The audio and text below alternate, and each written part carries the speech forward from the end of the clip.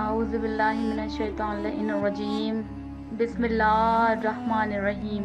ایک مرتبہ کا ذکر ہے کہ کچھ لوگ امام زین العابدین علیہ السلام کی ایک کنیز کے پاس آئے اور دریافت کرنے لگے کہ ہم تو گھر کے باہر رہتے ہیں، تم تو گھر کے اندر رہتی ہو، بتاؤ امام سید ساجدین، امام سید سجاد کس طرح سے اپنی زندگی کو گھر کے اندر بسر کیا کرتے ہیں۔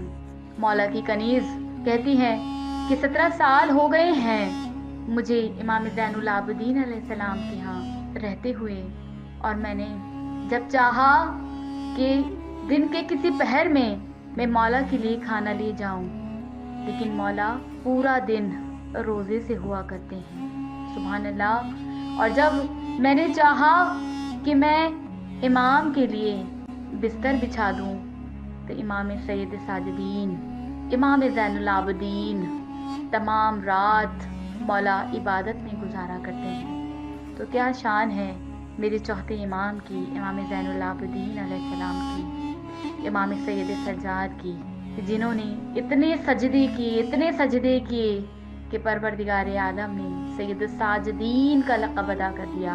اتنے عبادت گزار ہیں میرے مولا۔